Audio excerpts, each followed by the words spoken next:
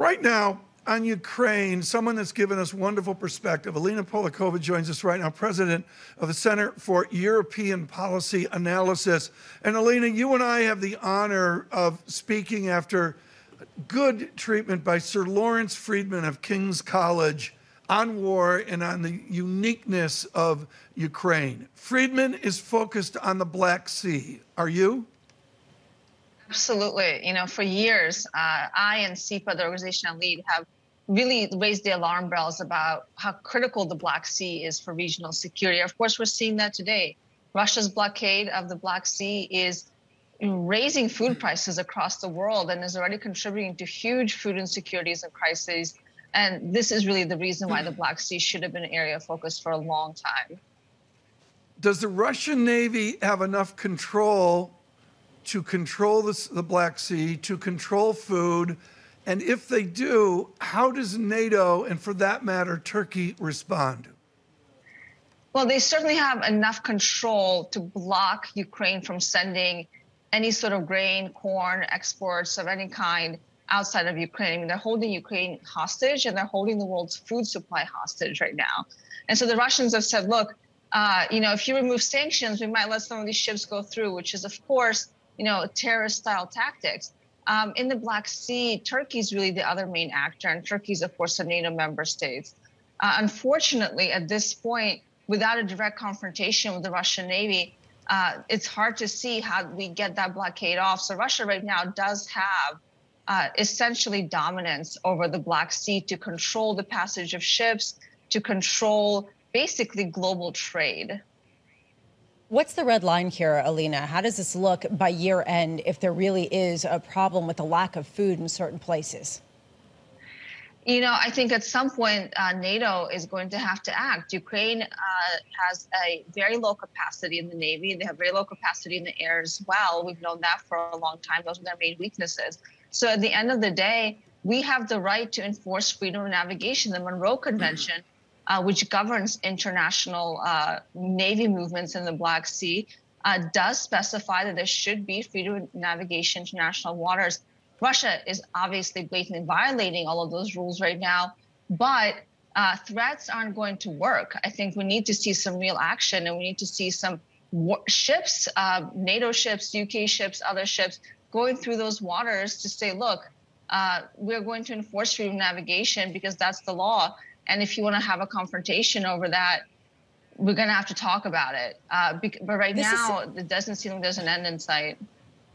Alina, this is tiptoeing into a hot war between Western nations and Russia. At what point do we cross that line if there are ships from NATO that are sent to the Black Sea? This is the fog of war that we're currently in. There is an increasing risk of direct confrontation, certainly in the Black Sea.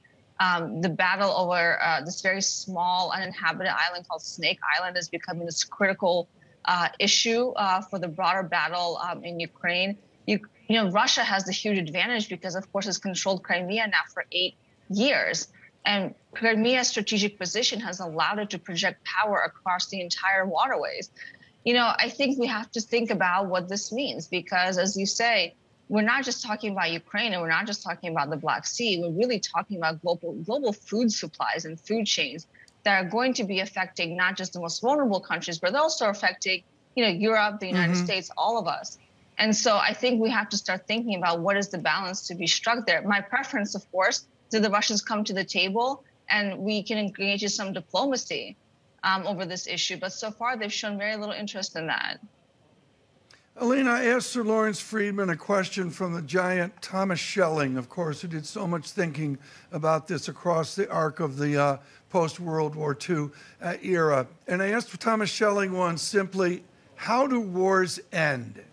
With all of your knowledge of how wars end, what do you guess to be the outcome of this war in Ukraine? Well, wars in Europe of the 20th century have ended in a negotiated settlement after a defeat, a big military defeat. Look at World War I, look at World War II. So it's wrong to say that all wars end in some sort of negotiated agreement. That only happens after capitulation. And so at the end of the day, one side will have to lose. The Ukrainians, of course, said they'll fight to the last man standing. The Russians are making some progress, but increasingly this looks like it's going to be a very long grind that could last many years, in fact, without either side really admitting or really seeing themselves as the victor or the loser.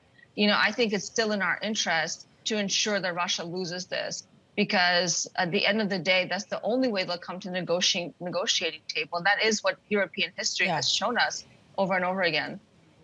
Alina, before we let you go, just quickly here, what role does oil play? And frankly, the idea of Europe limiting their imports of gas from Russia going to have on the duration of this conflict? All of these kinds of sanctions, particularly on oil, because we're not talking about gas here. Gas is the Achilles heel of the Russian war machine. Right now, the Russian government is maintaining its war effort in Ukraine primarily through energy payments that it's receiving. It's likely about to default in the next several months on some of its debt payments because of the United States' actions on sanctions.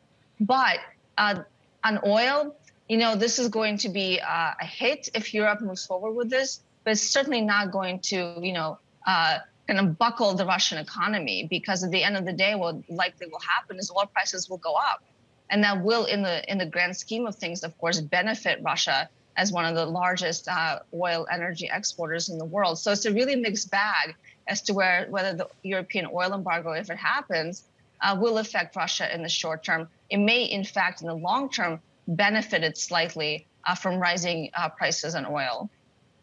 Dr. Polyakova, thank you so much. It's a wonderful briefing here on a Friday to get us into the weekend. Alina Polyakova with the Center for European Policy Analysis.